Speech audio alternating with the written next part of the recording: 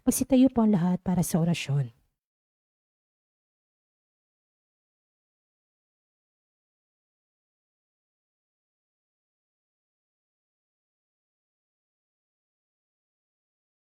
Sa ngalan ng Ama, ng Anak, at ng Espiritu Santo. Amen. Ang anghel ng Panginoon ay nagbalita kay Santa Maria. At siya'y naglihila ng Espiritu Santo. Aba, Ginoong Maria, napupuno ka ng grasya. Ang Panginoong Diyos ay sumasa iyo. Bukod kang pinagpala sa babaeng lahat. At pinagpala naman ang iyong anak na si Jesus. Santa Maria, Ina ng Diyos, sipanalangin mo kami makasalanan, ngayon at kung kami mamamatay. Amen. Narito ang alipin ng Panginoon. Maganap nawa sa akin ang ayon sa wika mo. Aba, Ginoong Maria, napupuno ka ng grasya. Ang Panginoong Diyos ay sumasa iyo. Bukod kang pinagpala sa babaeng lahat, at pinagpala naman ang iyong anak na si Jesus. Santa Maria, Ina ng Diyos, sipanalangin mo kaming makasalanan, ngayon at kung kami mamamatay. Amen. At ang salita ay nagkatawang tao. At nakipamuhay sa atin. Aba, Ginoong Maria, napupuno ka ng grasya. Ang Panginoong Diyos ay sumasa iyo. Bukod kang pinagpala sa babaeng lahat, at pinagpala naman ang iyong anak na si Jesus. Santa Maria, Ina ng Diyos, sipanalangin mo kaming makasalanan, ngayon at kung kami mamamatay. Amen. Ipanalangin mo kami, O Santa na Ina ng Diyos. Nang kami maging dapat makinabang sa mga pangako ni Kristo. Manalangin tayo. Panginoon naming Diyos, kasiyahan mo nawa ang aming mga kaluluwa sa iyong mahal na grasya, at yayamang dahilan sa pamamagitan ng anghel ay nakilala namin ang pagkakatawang tao ni Jesucristong anak mo, pakundangan sa mahal na pasakit at pagkamatay niya sa krus. Papakinabangan mo kami ng kanyang pagkabuhay na magmuli sa kadakilaan sa langit, sa pamagitan ni Jesucristong aming Panginoon. Amen. Luwalhati sa Ama at sa Anak at sa Espiritu Santo. Kapara ng sunang una, ngayon at magpakailanman, magpasawalang hanggan. Amen. Sa ngalan ng Ama, ng Anak at ng Espiritu Santo. Amen. At ang mamumuno po sa ating banal na pagdiriwang ngayon ay ang ating pambutihing kura paroko, Reverendo Padre Douglas D. Badong.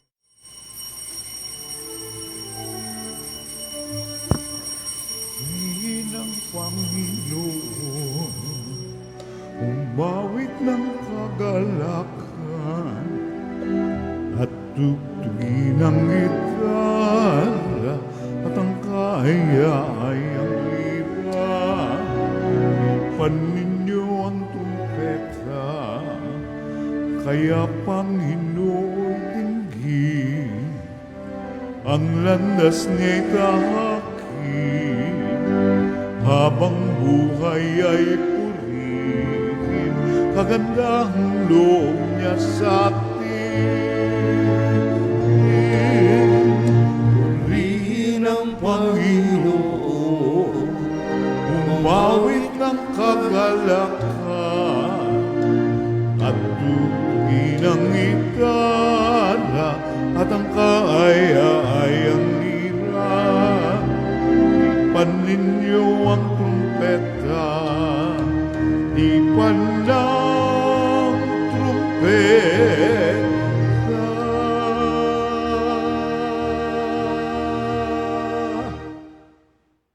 Sa ngalan ng Ama at ng Anak at ng Espiritu Santo, Amen. ang pagpapala na ating Panginoong Heso Kristo, ang pag-ibig ng Diyos Ama, at ang makikipagkaisa ng Espiritu Santo, naway sa inyong lahat. At sumaiyo rin.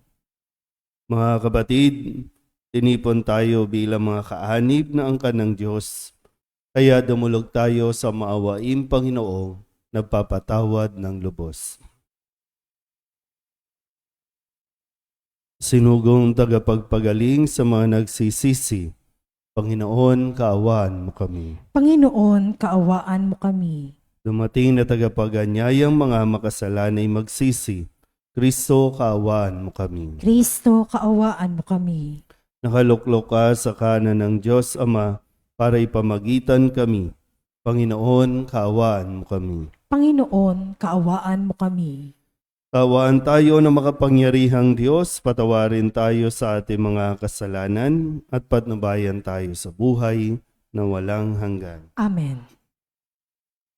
Manalangin tayo. Ama naming makapangyarihan, gawin mong lagi naming matapat na sundin ang loob mo upang kami wagas na makapaglingkod sa iyo sa pamamagitan ni Jesucristo, kasama ng Espiritu Santo, magpasawalang hanggan. Amen. Magsiupo po ang lahat.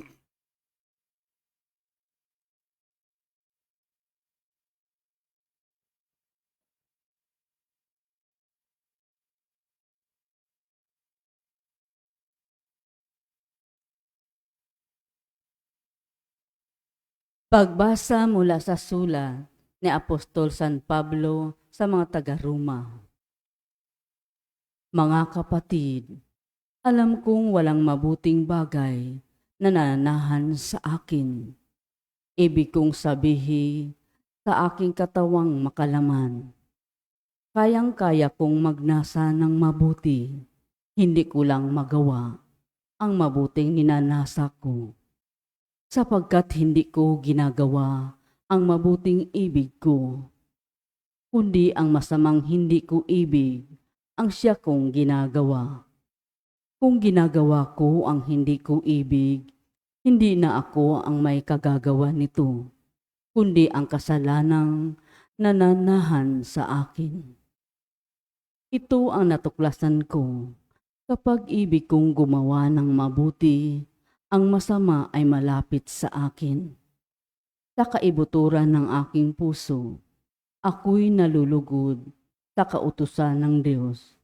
Subalit nararamdaman kong may ibang tuntunin sa mga bahagi ng aking katawan, at ito'y salungat sa tuntunin ng aking isip. Dahil dito, ako'y naalipin ng kasalanang nananahan sa mga bahagi ng aking katawan. Kahabag-habag ang kalagayan ko. Sino ang magliligtas sa akin sa katawang ito na nagdudulot sa akin ng kamatayan? Ang Diyos sa pamagitan ni Jesucristo na ating Panginoon.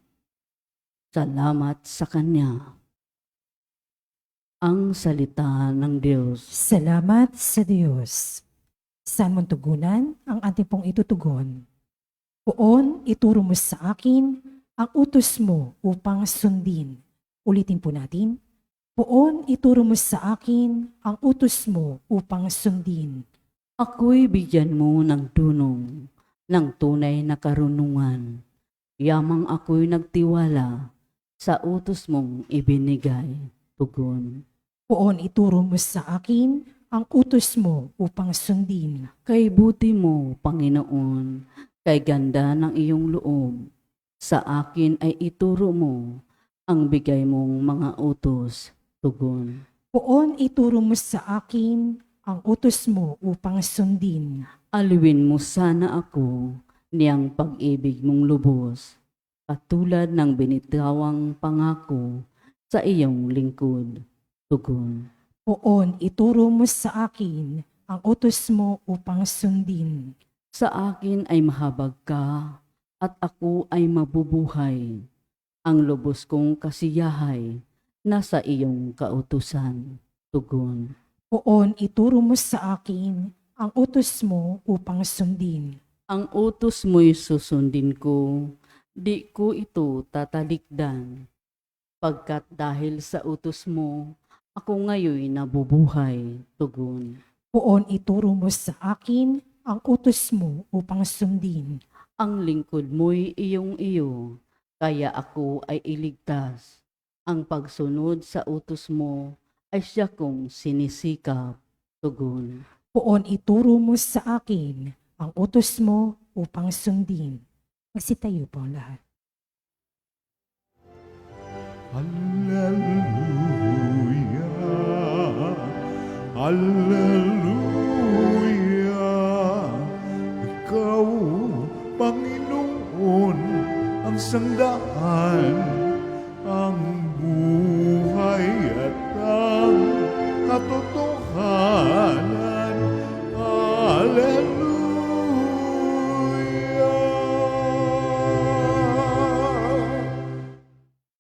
Sumainyo ang Panginoon. At sumaiyo rin. Ang mabuting balita ng Panginoon ayon kay San Lucas. Papuri sa iyo, Panginoon. Noong panahong iyon, sinabi ni Jesus sa mga tao, "Kapag nakita ninyong makapal ang ulap sa kanluran, sinasabi ninyong uulan, at gayon nga ang nangyayari. At kung umihip ang hanging timog, ay sinasabi ninyong iinit, at nagkakagayon nga. Mga mapagpaimbabaw, marunong kayong bumasa ng palatandaan sa lupa at sa langit. Bakit hindi ninyo mabasa ang mga tanda ng kasalukuyang panahon? Bakit hindi ninyo mapagpasyahan kung alin ang matuwid? Kapag isinakdal ka sa hukuman, makipag-ayos ka sa nagsakdal habang may panahon. Baka kalad ka rin kanya sa hukuman at ibigay ka ng hukom sa tanod at ibilanggo ka naman nito. Sinasabi ko sa iyo, hindi ka makalalabas doon hanggat hindi mo nababayaran ang kahuli-hulihang sentimo." Ang mabuting balita ng Panginoon. Pinupuri ka namin, Panginoong Heso Kristo. Isang mapagpalang umaga po sa inyong lahat. Ngayon po ay Biyernes ng ika-29 na linggo sa karaniwang panahon. Ngayon din po ang huling Biyernes para sa buwan ng Oktubre. No? At ngayon po ay muli tayo po para sa araw na ito. No? Inaanyayahan tayo na makiisa para sa gaganaping pagsamba sa banal na sakramento at tinihiling din ng pag-aayuno at pananalangin para sa kapayapaan sa Holy Land at sa lahat po ng mga bansa at kaligtasan sa mga mamamayan ng mga nasasakop nito. Kaya sabi po ni Jesus sa atin pong narinig na ebanghelyo, bakit hindi ninyo mapagpasyahan kung alin ang matuwid? Sa unang bahagi, para bang pinupuri niya ang mga tao, no? Sabi, kapag nakikita ninyong makapal ang ulap sa kanluran, nasasabi na natin uulan o nagiging eksperto na tayo sa pagbabasa o pagkilala sa nangyayari sa paligid. Medyo tumataas na, no? Talaga yung nararating ng utak ng tao. Pero bakit, sabi dito, no? Bakit hindi mapagpasyahan kung alin ang matuwid? Bakit nagiging mas komplikado? Yung bang ang hilig natin gawin ngang komplikado ang mga bagay-bagay. Yung napakadali lang naman na gawin, pero ang dami nating parang kuskus balungos. Minsan o kadalasan, habang tumatalino ang tao, mas nagiging mahirap kausap. Hindi natin sinasabing wag na tayong magpakadalubhasa. No, pero kailangan lang mas makita natin ito ang mga nangyayari sa sarili natin, nangyayari sa paligid natin. Pero kung narinig po ninyo na mabuti ang ipinahayag na sulat ni Apostol San Pablo sa mga taga-Roma, masasabi natin, no, na talagang struggle is real. Yung makaka-relate tayo dito sa sinasabi niya na kayang-kaya natin, gusto natin gumawa ng mabuti, pero hindi lang natin magawa yung ninanasa natin na gawing mabuti. Kasi nga, kadalasan, nagiging, yung, ano ba tawag dito, yung ginagamit lang lagi ang utak, no, kinakalculate natin, anong mangyayari, hihingi ka lang ng sorry, pero ang dami mong iniisip. Pero naranasan nyo na din ba yun? Itong naranasan ni San Pablo. Gusto niyang bumait, pero nahihirapan siyang gawin. Talagang nag-i-struggle. Gusto naman talaga niyang maging mabuti, gumawa ng mabuti. Pero ang sabi niya, bakit kung kailan gusto niyang gumawa ng mabuti, doon naman lumalapit ang masama. Kaya nga yung sabi, kailangan mo magdesisyon. Ano ba, ngayon sa konteksto ng nangyayari sa paligid natin, yung bang gusto mo naman talagang pumili ng mabuti, ng tama, pero kailangan mo ng pambili ng pagkain. So naiipit ka ngayon, alin ang gagawin mo? Ang sumunod, ang gumawa ng mabuti, ang pumili ng tama, o ang kumuha at tumanggap ng pera at iboto itong mga maling taong ito? So nandun ngayon yung struggle kung ano ang gagawin mo. Pero inaasahan nga ng Diyos na makakapagdesisyon tayo ng kung ano ang tama at mabuti. Hindi lang basta yung kung ano ang kailangan mo, kung ano yung makakapagpasaya sa'yo, kung ano yung mas magiging panatag ka, kundi kung ano ang mabuti at nararapat. Dahil hindi naman lahat ng tama, hindi lahat ng mabuti na ginagawa natin ay tama. Alam mo naman kung anong dapat gawin. Yung magsosorry ka lang, makikipag-ayos ka lang, babati ka lang naman ng hi o hello. Pero ginagawa natin komplikado. Kung ano-ano ang iniisip natin mga justification para lang ma-justify na tama ang ginagawa natin na hindi patawarin, na tama ang ginagawa natin na tanggapin ang pera. Diba? Ganun, no? Tama lang yan. Sasabihin ng marami, tama lang yan. Kunin mo ang pera, pero wag mong iboto. Pero mali pa rin eh. Kasi alam mong niloloko ka at lolokohin ka, pero niloloko mo rin. Alam mong nagsisinungaling, pero magsisinungaling ka rin. Kaya nga kailangan natin po sabi nga dito ni San Pablo, paano natin to gagawin? Paano natin makakaya? Sa tulong pa rin ng grasya ng Diyos. At yun yung kailangan natin hingin sa Kanya. Araw-araw, nandiyan po naglalaban ang ating kalooban sa pagpili ng kung ano ang tama at mabuti. At kadalasan, ang nagagawa natin yung ayaw natin gawin. Amen?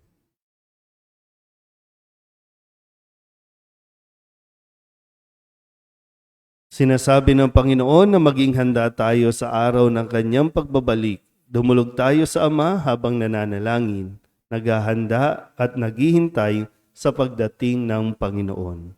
Ang ating pong itutugon, Panginoon, dinggin mo ang aming panalangin. Panginoon, dinggin mo ang aming panalangin.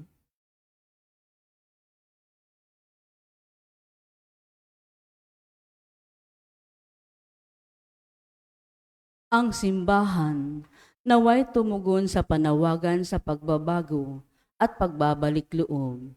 Manalangin tayo sa Panginoon. Panginoon, dinggin mo ang aming panalangin.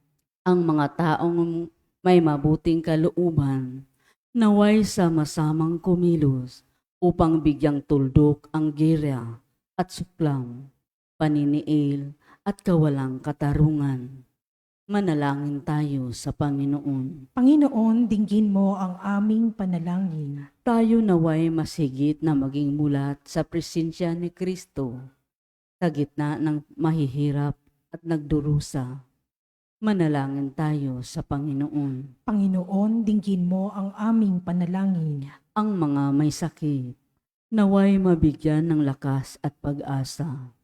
Manalangin tayo sa Panginoon. Panginoon, dinggin mo ang aming panalangin. Ang ating mga kaibigan at kamag-anak na yumao, naway tumanggap ng walang hanggang kaligayahan sa piling ni Kristo.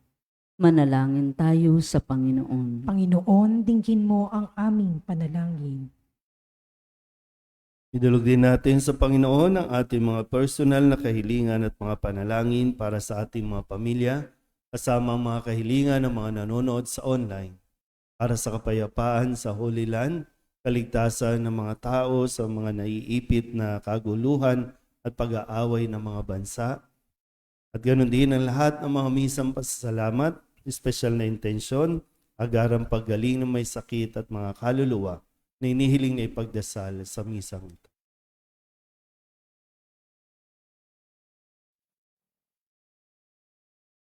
Ang lahat ng ito inihiling namin sa ngalan ni Kristong aming Panginoon. Amen. Magsiupo po lahat.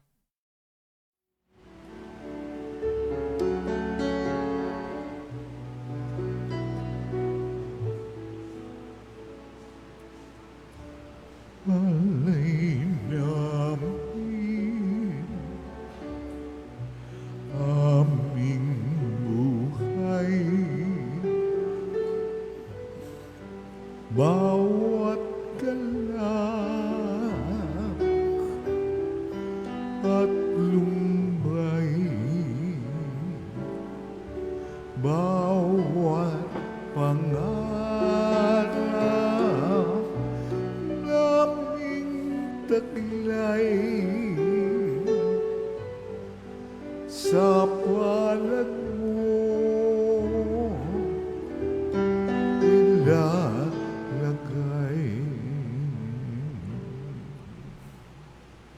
Manalangin kayo mga kapatid upang paghahain natin ay kalugdan ng Diyos sa mga makapangyarihan. Tanggapin nawa ng Panginoon itong paghahain sa iyong mga kamay, sa kapurihan niya at karangalan, sa ating kapakinabangan at sa buong sambayanan niyang banal. Ama naming lumikha, ipagkaloob mong ikaw ay aming kusang mapaglingkuran sa paghahain namin ng mga alay na iyong bigay upang kami dalisayin ng iyong pagmamahal sa paglilingkod namin ngayong ginaganap ang banal na pagdiriwang sa pamamagitan ni Jesucristo kasama ng Espiritu Santo magpasawalang hanggan. Amen. Sumainyo ang Panginoon. At sumaiyo rin. Itaas sa Diyos ang inyong puso at diwa. Itinaas na namin sa Panginoon. Pasalamatan natin ang Panginoong ating Diyos. Marapat na siya ay pasalamatan. Ama naming makapangyarihan, tunay ngang marapat na ikaw ay aming pasalamatan. Ikinalugod mong likain ang sanlibutan na iyong pinagbabago at idinarangal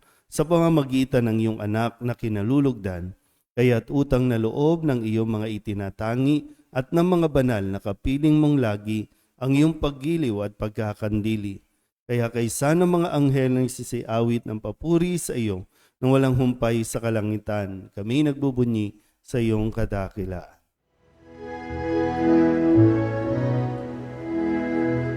Santo, Santo, Santo, Panginoong Diyos na makapangyarihan, napupuno ang langit at lupa ng kalwalhatian mo.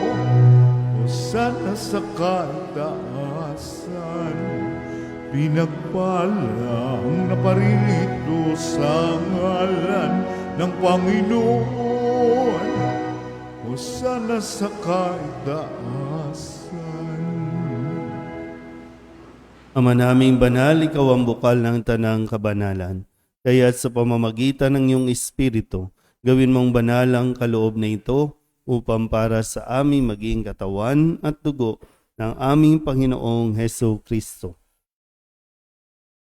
Bago niya pinagtisang kusang loob na maging handog, hinawakan niya ang tinapay, inasalamatan kaniya, pinaghati-hati niya iyon, iniabot sa kanyang mga alagad at sinabi, "Tanggapin ninyong lahat ito at kanin, ito ang aking katawan na ihahandog para sa inyo."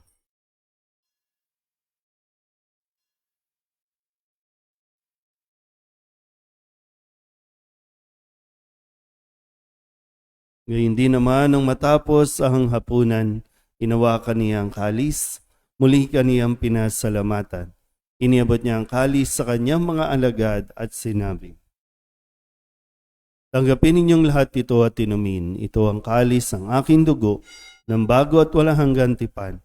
Ang aking dugo na ibubuhos para sa inyo at para sa lahat sa ikapagpapatawad ng mga kasalanan. Gawin ninyo ito sa pag-alaala sa akin."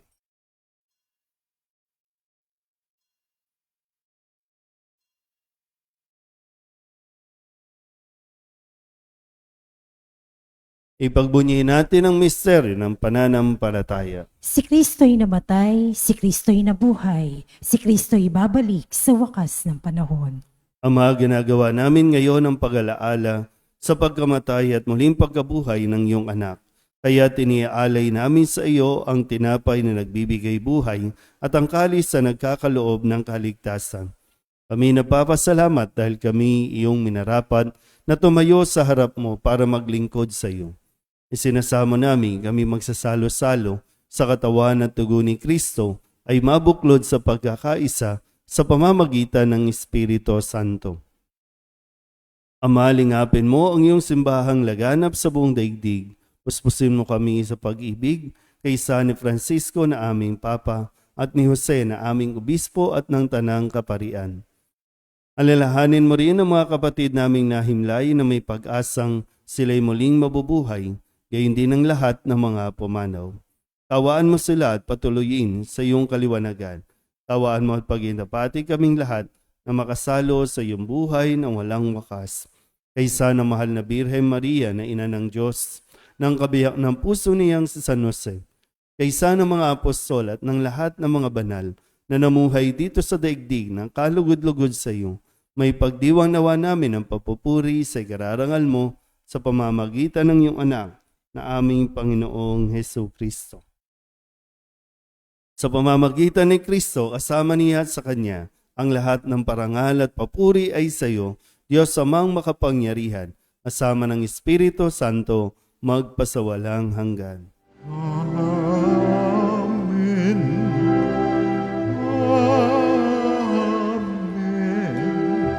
Amen.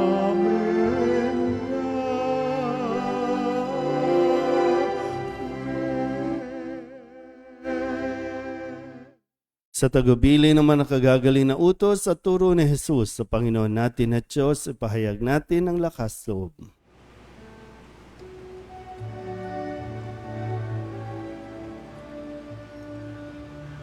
Ama namin, sumasalangit ka, sambahin ang ngalan mo. Mapasamin ang kaharian mo, sundin ang loob mo. Dito sa lupa para nang sa langit,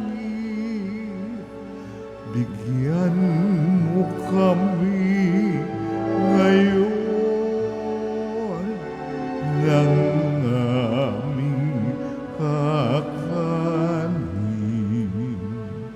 sa araw-araw at patawarin mo kami sa aming mga sala para ng pagpapatawad namin sa nakakasala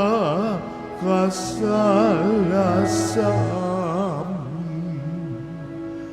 At huwag mo kaming ipahintulot sa tukso at iadya mo kami sa lahat ng masama. Hinihingin namin kami iadya sa lahat ng masama, pagkalooban ng kapayapaan araw-araw, iligtas sa kasalanan at ilayo sa lahat ng kapahamakan, samantalang aming pinananabikan ang dakilang araw ng pagpapahayag ng tagapagligtas naming sa Hesu Kristo. Sapagkat iyo ang kaharian at ang kapangyarihan at ang kapurihan magpakailanman. Amen. Panginoong Hesus Kristo, sinabi mo sa iyong mga apostol, kapayapaan ang iniiwan ko sa inyo, ang aking kapayapaan ang binibigay ko sa inyo. Tunghayan mo ang aming pananampalataya at huwag ang aming mga pagkakasala. Pagkalooban mo kami ng kapayapaan at pagkakaisa ayon sa iyong kalooban, kasama ng Espiritu Santo, magpasawalang hanggan. Amen. Ang kapayapaan ng Panginoon ay laging sumainyo. At sumaiyo rin. Magbigayan po tayo ng kapayapaan sa isa't isa.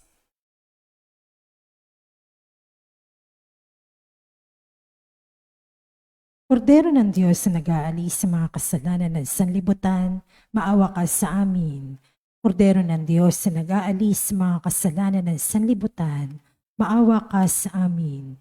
Kordero ng Diyos na nag-aalis sa mga kasalanan ng sanlibutan, ipagkaloob mo sa amin ang kapayapaan. Magsiluhod po lahat.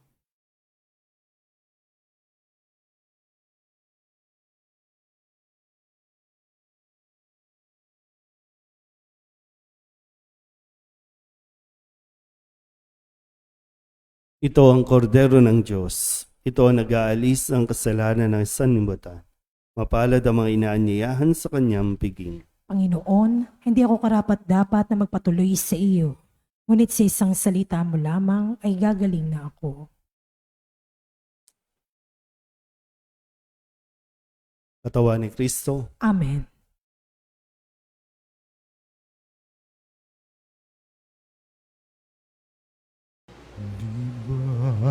Jesus ko, ikaw ang buhay ng kaluluwa at katawan. Walang katulad na kaligayahan ang sa puso'y naramdaman.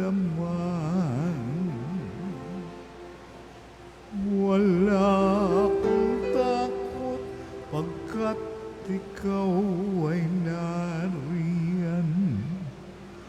Alam ko ring ako ay di mo pababayaan.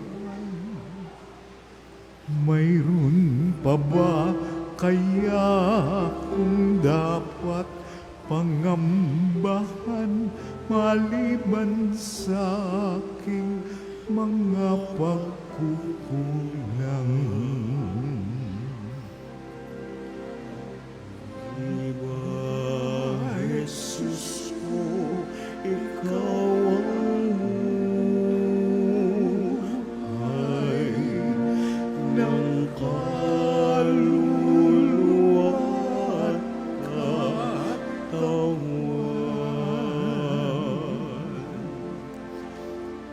Walang katulad na kaligayahan ang sa puso'y nararamdaman.